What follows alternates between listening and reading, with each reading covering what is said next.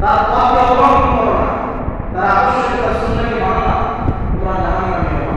ইহুদিরা তখন জবাব দেয়, উল্টা জবাব দেয়, وقالوا لن تمسنا إلا أياما معدودة।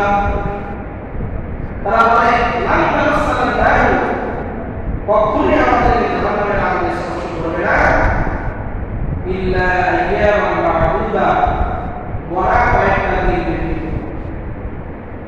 আইয়ামান মা'দুদা শুধুমাত্র কয়েকদিন ব্যতীত, আমরা কয়েকটা দিন জাহান্নামের আগুনে থাকবো, এরপর আমরা বের হয়ে আসবো, এরপরে তোমরা জাহান্নামে চলে যাবে। নাউযুবিল্লাহ। এটা কারণ হলো ইহুদিদের বক্তব্য। কোন সময় এসেছিল তারা নবীর যুগে যারা ইহুদি ছিল না, বর্তমান যারা ইহুদি আছে এরাও ওটাই বিশ্বাস করে। আইয়ামান মা'দুদাদের এক নম্বর ব্যাখ্যা হচ্ছে, ইহুদিদের বক্তব্য হচ্ছে এই পৃথিবীর বয়স ৭,০০০ বছর হবে। ৭,০০০ বছর, প্রত্যেক হাজার থেকে একদিন করে তারা নিয়েছে। ৭,০০০ বছরে ৭ দিন।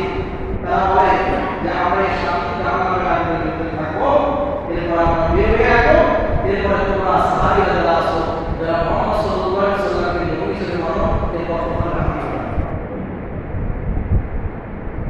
তারা ৭ দিন মাত্র জাহান্নামে থাকবে। এটি হচ্ছে তাদের এক নম্বর ব্যাখ্যা। দ্বিতীয় ব্যাখ্যা হচ্ছে আমরা শুধুমাত্র ৪০ দিন জাহান্নামে থাকব। আইয়ামান মা'দুদা বলা কয়েকটা দিনের অর্থ হচ্ছে ইহুদিরা ৪০ দিনে জাহান্নামে থাকবে, এরপরে তারা জাহান্নাম থেকে বের হয়ে আসবে। আরেকটা ব্যাখ্যা এসেছে, ইহুদিরা বলতো যে আমরা যে কয়েকদিন বাসুদের পূজা করেছি, গোবৎসের পূজা করেছি, এই কয়টা দিন শুধুমাত্র আমরা জাহান্নামের আগুনে থাকবো, এরপরে জাহান্নাম থেকে আমরা বের হয়ে আসবো। এটি হচ্ছে তাদের বক্তব্য। তারা ৪০ দিন বাসুদ পূজা করেছে। এই বাসুদ পূজার যে ঘটনা, এটি আমরা অনেকে শুনেছি। সূরা বহরের একটু আলোচনা করেছেন, আর অনেক জায়গায় আলোচনা করেছেন।